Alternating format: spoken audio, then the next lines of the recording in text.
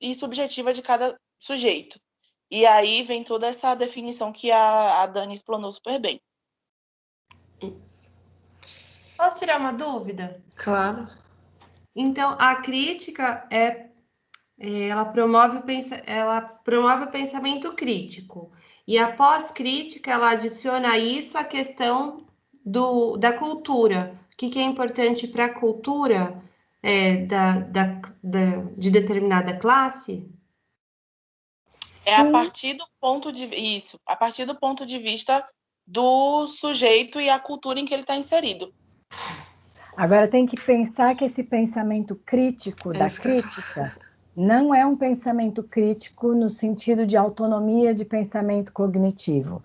É um pensamento crítico no sentido marxista da palavra, no sentido de denúncia de poder, a denúncia de dominação de poder. Então, qualquer currículo é um currículo que denota que alguém está tendo poder sobre outra pessoa, entendeu? Tá.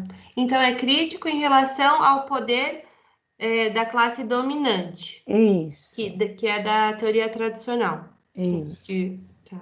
Criticar essa estrutura e não de trazer essa autonomia para o aluno ter esse pensamento crítico. Isso. E, na realidade, não só da relação tradicional, porque o que o Libânio vai discutir é justamente isso.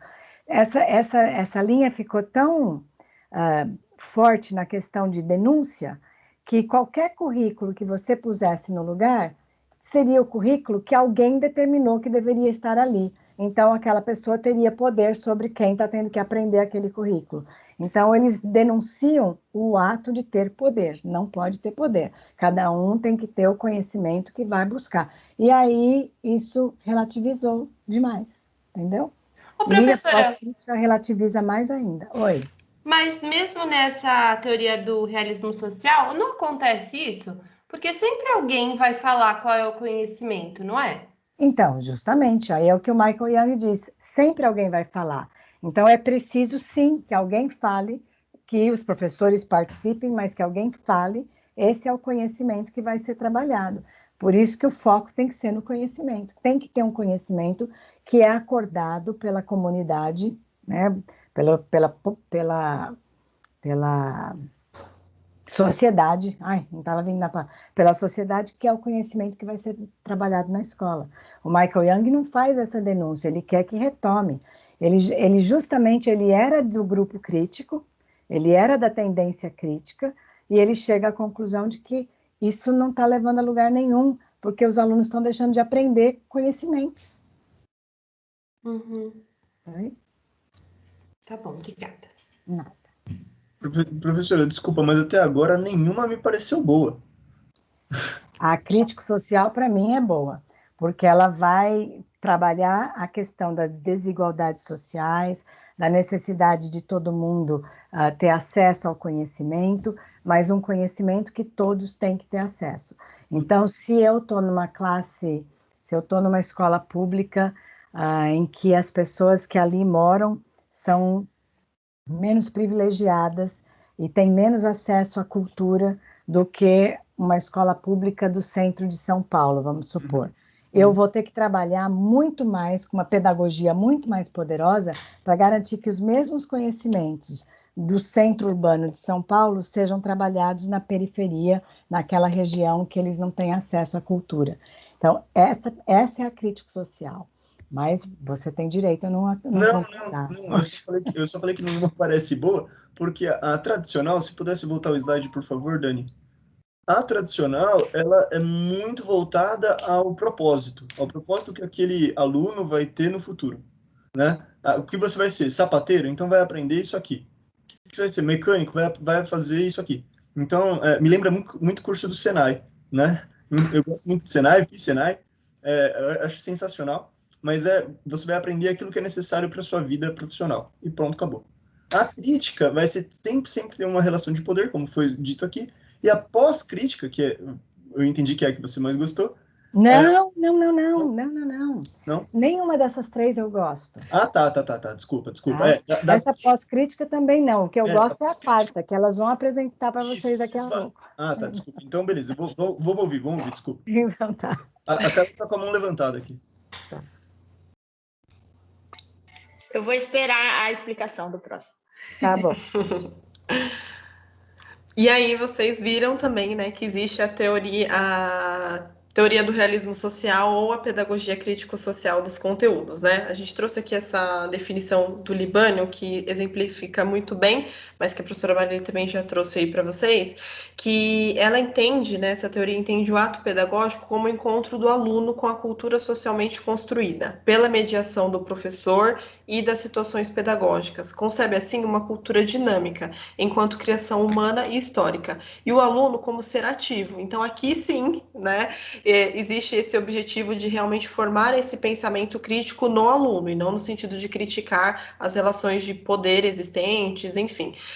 Mas que ele tenha a base para que ele pense para que ele tenha essa capacidade de ser ativo, né? Produto e produtor do seu próprio meio social, para que ele consiga ter para que ele tenha esse conhecimento, né? Então, quando ela falou, a professora disse justamente isso, de retomar ao conhecimento, é isso. Essa teoria diz, a questão da cultura é importante, todas essas questões são importantes, até a questão mesmo do multiculturalismo, tudo isso, a pedagogia, etc. Mas o conhecimento é o que vai dar a base para isso. Então, a gente não pode esvaziar isso do conhecimento, a gente precisa trazer esse conhecimento novamente, integrar esses momentos de transmissão e assimilação ativa dos conhecimentos. Tá? Aí, se a Andressa quiser falar também, ou a Marili. Pode ir. Quer falar, Andressa? Não, tranquilo, amiga. Eu amo essa definição do Libânio. Também. Por conta da questão do encontro. Eu acho formidável ele falando assim, encontro. Porque, assim, a gente passa uma vida na escola e parece que a gente não se encontra. Ou parece que o professor não gera esse encontro entre nós e o conhecimento poderoso.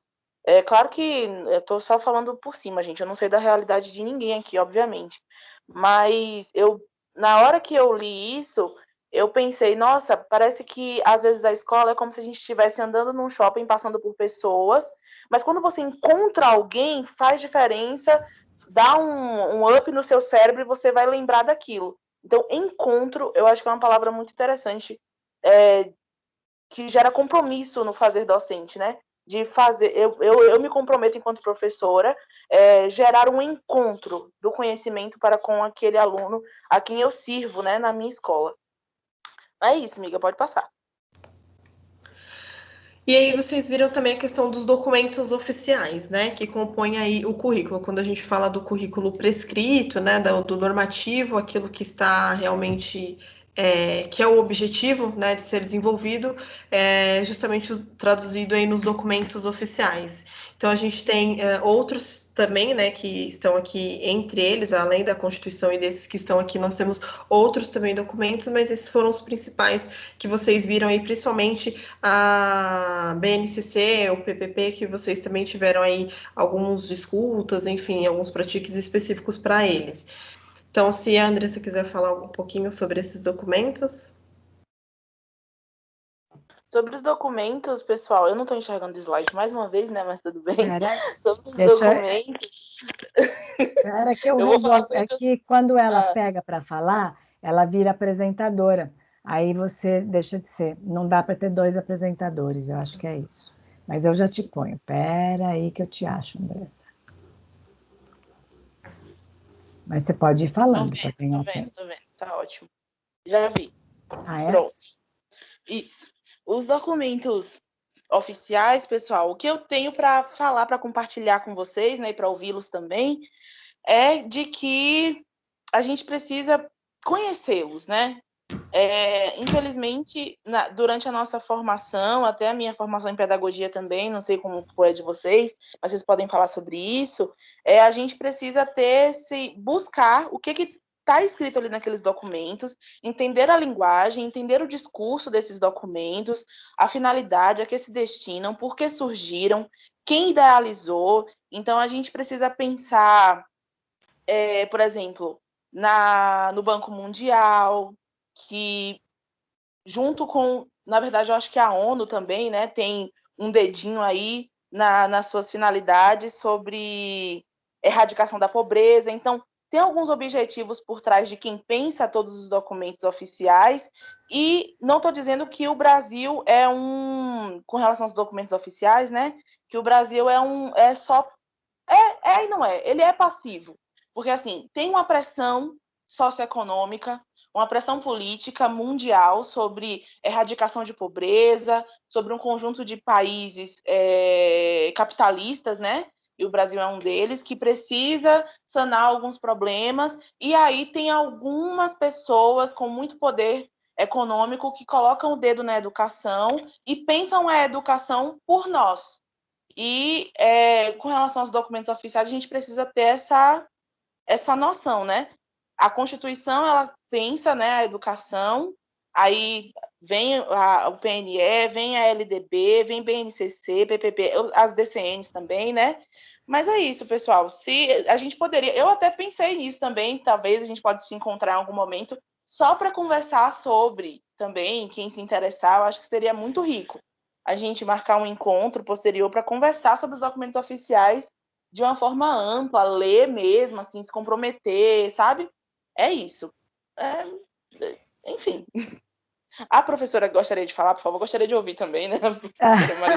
Não, você falou direitinho. Na realidade, o que ela está dizendo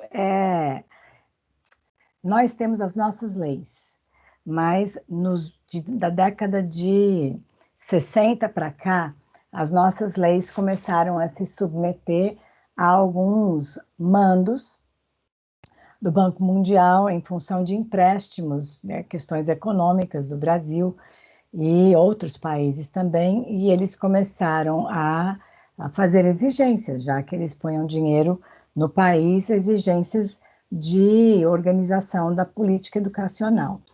Ao mesmo tempo, isso foi ganhando força em vários países, então você tem aí a Unesco, a OCDE, hoje com um plano de educação. Eu falei sábado o nome do plano, agora não estou lembrada, Andressa, se você Brasil Educação 2030, que é um plano mundial, né, para os países trabalharem com a educação, com os objetivos educacionais. Quando você lê esses planos, eles têm uma linguagem muito bonita, falando sobre educação integral, usando terminologias que a gente adota de construtivismo, de pensamento autônomo, mas quando você vai olhar o que eles estão propondo, a tal da bússola que eles apresentam, a palavra conhecimento não aparece em lugar nenhum. São atitudes, são saberes para o trabalho. Então, você tem um grupo de pessoas que têm interesses econômicos que estão discutindo a educação. Eu não sou contra uma educação que forme para o trabalho, mas não forme apenas para o trabalho, ou não para o trabalho imediato, mas que forme e desenvolva o homem. E eles estão usando essa linguagem, mas quando você vai aprofundar, é uma educação contextualizada, ligada às diferentes regiões, que habilitem as pessoas dentro das suas regiões e dentro dos seus contextos para atuarem na sociedade. Então, o que alguns autores brasileiros e americanos e canadenses e britânicos estão levantando é que, olha, precisamos abrir os olhos, porque quem está ditando a educação é o mundo comercial, e não são eles que estudam o processo de desenvolvimento humano e o que deveria ser trabalhado no desenvolvimento e qual é a função da escola. E isso está levando a uma série de questionamentos. Agora eu abri, né? Abri demais. Então, tem uma série de livros saindo sobre para que serve a escola, fim da escola, não fim de finalidade, mas fim de acabar com a escola. Então, leva à questão dos homeschooling, porque aí você perde o sentido da escola. E essa é a questão. As nossas leis, elas estão sendo subordinadas a leis que são globais, a um mundo que está globalizado, e não mais a um mundo brasileiro, e um mundo globalizado centrado nas questões econômicas.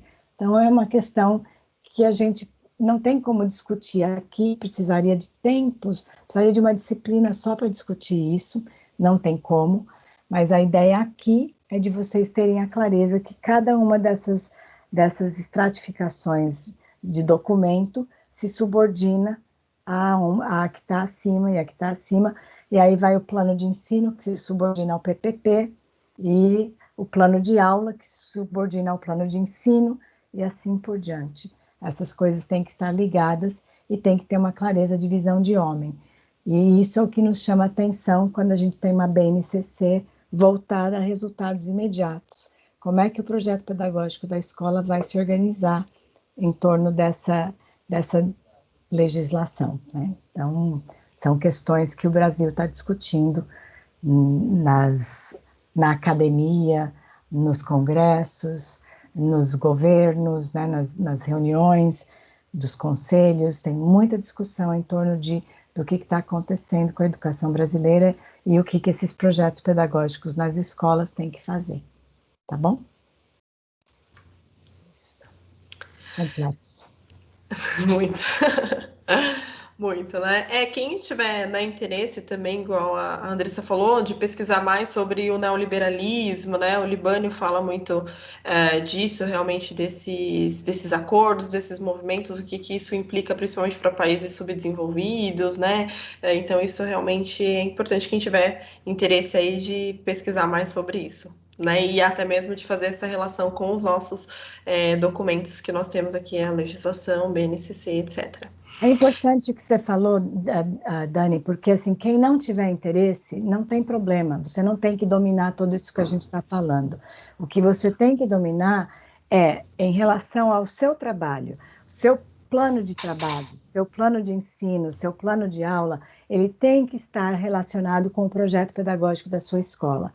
E o projeto pedagógico da sua escola, ele vai estar pautado nas legislações maiores. Então, essa é a noção que você tem que ter. Da onde vem o currículo que você vai trabalhar na sua sala de aula? Vem dos acordos do projeto pedagógico da sua escola, baseados nas prescrições que os outros documentos maiores, nacionais, estão fazendo para as escolas, ok? E é justamente por isso também que vocês viram essa imagem em um dos pratiques, né? E tiveram que discutir, fazer essas relações dos âmbitos que modelam o currículo, né? Como bem a professora falou, quando você tem, nós, enquanto professores, precisamos entender o que isso vai impactar, né, na nossa aula. E entender que isso está subordinado a todos esses outros âmbitos, né? Todas essas outras questões, que um está subordinado ao outro, e que tudo isso sofre essas influências do contexto exterior, que são justamente os âmbitos que vão modelar o currículo.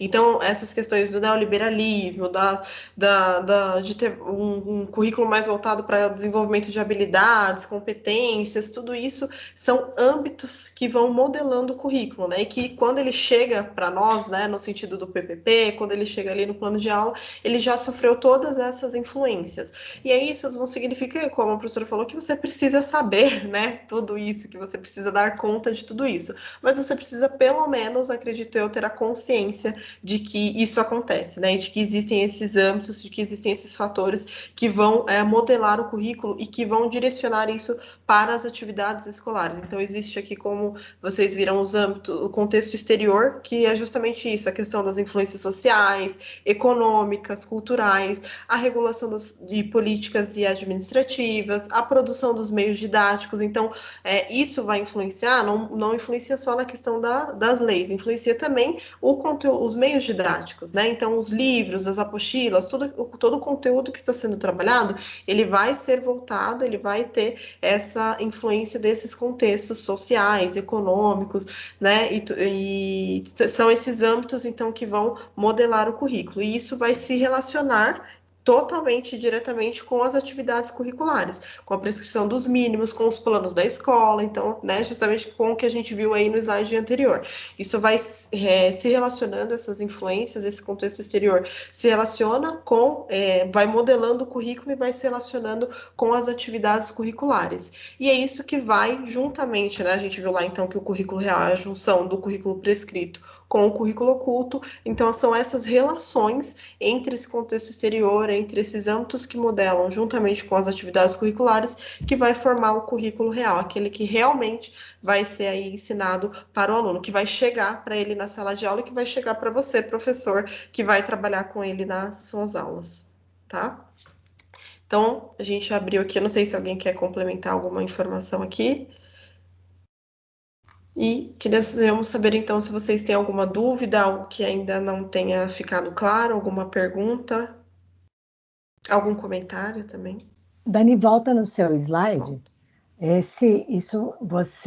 estou aqui tem uma tela que está na frente da tela de vocês e eu não consigo, Sai.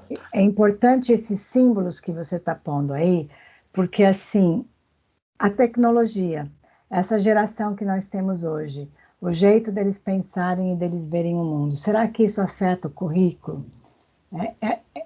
Será que isso afeta a organização do currículo na escola? Ou afeta apenas a forma de eu trabalhar, a didática que eu vou usar para trabalhar esse currículo? E isso é uma questão que a gente tem que pensar. Ela afeta a forma a linguagem, porque ela é uma linguagem, mas os conhecimentos continuam sendo os conhecimentos que eles precisam dominar. Eles precisam aprender a raciocinar, eles precisam aprender a lógica matemática, eles precisam aprender as lógicas da física, eles precisam aprender o pensamento da história, como a história é não linear, mas é circular e retoma, e que aspectos eles precisam olhar na geografia. Isso tudo se mantém, mesmo com tecnologia, mesmo com jeitos diferentes de olhar. O que vai mudar é a forma de eu trabalhar isso, né? Exato. Muito bom. Então, alguém tem alguma dúvida? Algum comentário? Alguma pergunta? Essas apresentações vão ficar disponíveis para a gente depois?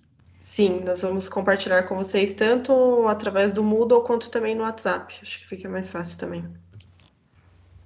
Tá. Eu, ultimamente, não tenho conseguido subir os slides no Moodle. Eu não sei o que acontece, que eu vou lá no fórum e tento subir e ele não permite.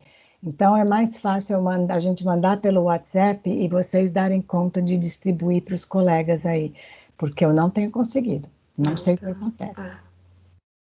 Tá, mas vai estar aí disponível para vocês. Professora, eu também não vi a última aula disponível em algum lugar. A última aula a gente praticamente não gravou, porque foi só um bate-papo. Não aquela...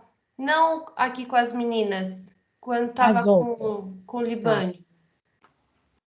Eu também não vi essa publicação. Se pudesse deixar depois. Acho que você ia subir para o YouTube, professor. Então, esse é o problema. Eu tenho que subir para o YouTube e mandar link para vocês. E aí eu tenho que ter tempo para fazer isso. Isso é tempo é um problema para mim. Mas tudo bem. Estavam falando da live do YouTube que foi junto com a professora Vera? Isso. Não. Era essa? Bom. Não. Essa vocês não receberam o link? Não, essa sim. Essa foi na semana passada. Isso, eu não entendi se o pessoal está tentando acessar essa live. Ah, não. É isso? Não. Que foi no mesmo dia da aula que então, as meninas entraram. Essa. Tá. Essa você clicando no próprio link da aula, que foi antes. Eu vou mandar no grupo. Estava com ela aberta aqui hoje. Legal. Mais alguma dúvida? Não? Então aqui também a gente colocou as referências para vocês, principalmente das citações que nós fizemos. E é isso, gente. Se alguém tiver alguma pergunta, deixa eu fechar aqui o compartilhamento. Enquanto vocês estão pensando na pergunta, eu e as meninas estamos terminando as correções de vocês, então agora tem a aula 8 e o Sintetize Geral. E eu vou precisar de ajuda delas para corrigir, porque nós temos que entregar essas notas até sexta-feira. Então, alguns de vocês têm me perguntado, aliás, na realidade, era para eu ter entregue as notas sexta-feira passada, porque vocês estão começando as provas, vocês precisam saber as notas de vocês.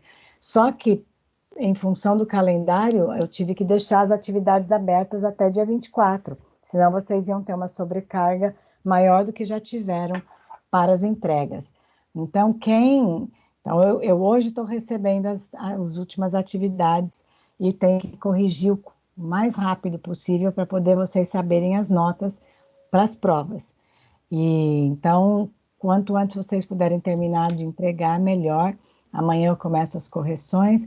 E por mais que eu queira ser boazinha e deixar aberta agora, eu tenho um limite do tempo de fechamento das notas oficiais.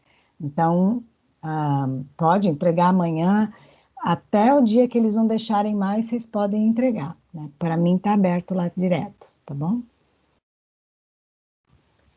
Onde você mora, Fernando? Eu moro em São Bernardo, perto da Billings. Ah, então tá. Como é que chama?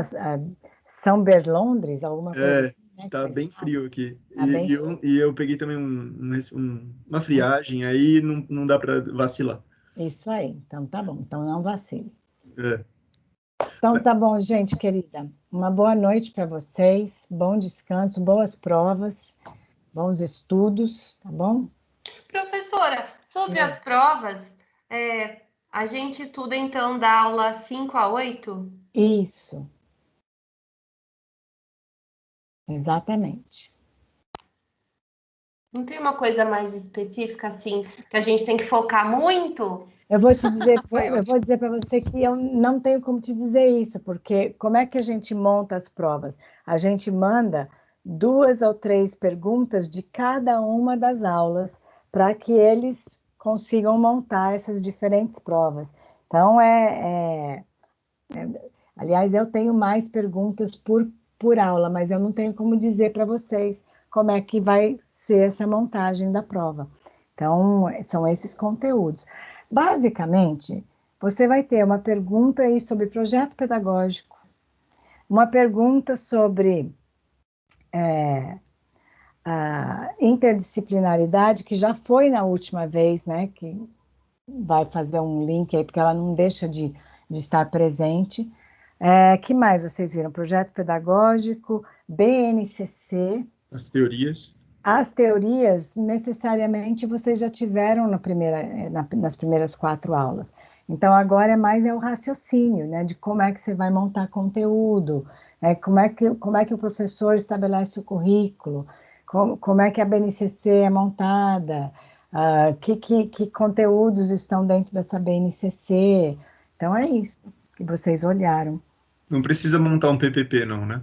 Não, mas você tem que saber como é que um PPP é montado. Ah, sim. O que é importante para montar um PPP, tá? Denis, eu não entendi a pergunta.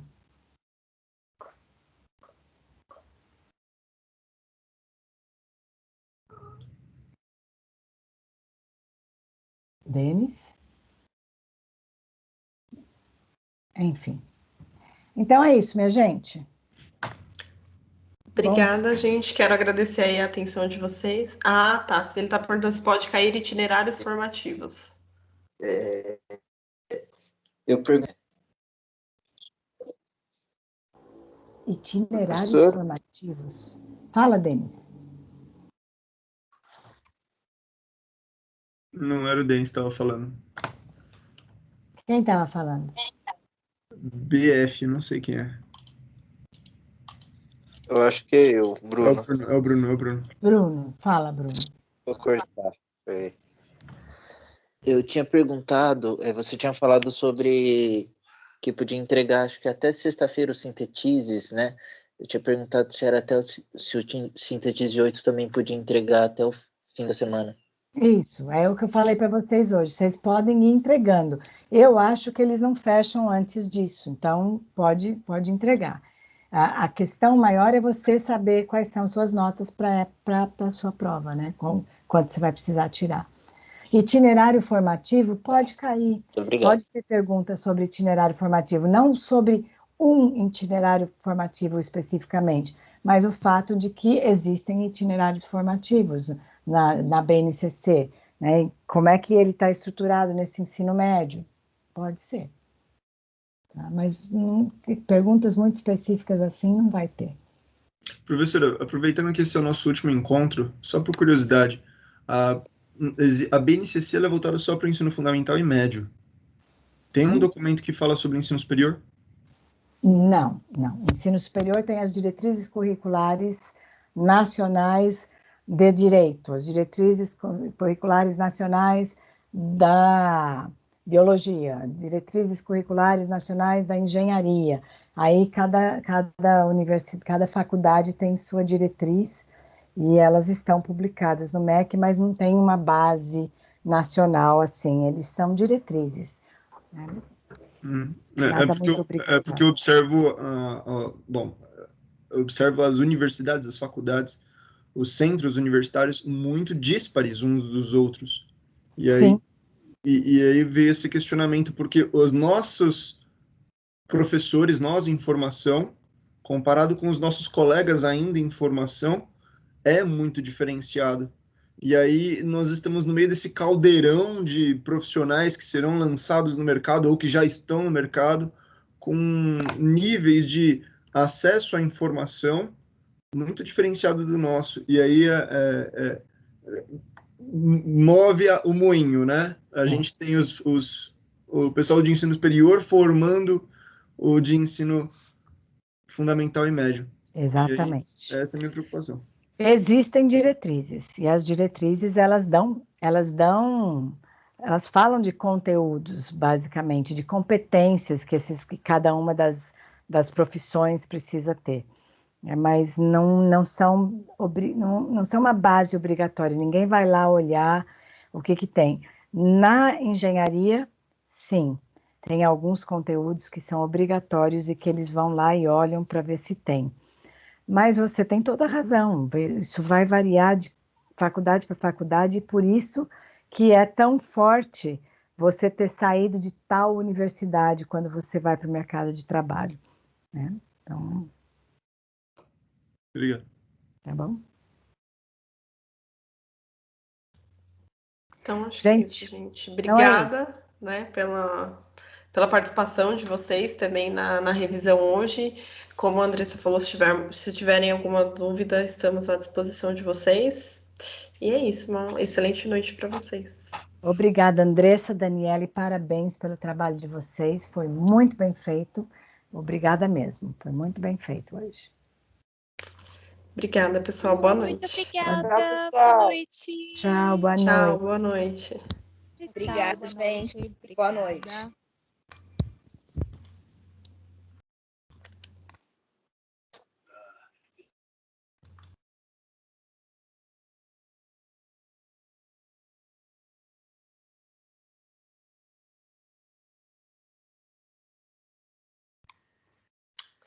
Ô, Dani, se der, eu não falei antes para não atrapalhar o pessoal. Deixa eu ligar minha câmera, né? Para você ver quando. Se desse, eu queria só tirar mais uma dúvida nessa questão das teorias, porque a gente tem esse sintetize geral e eu tô tentando fazer bem direitinho, assim, até mesmo porque, né?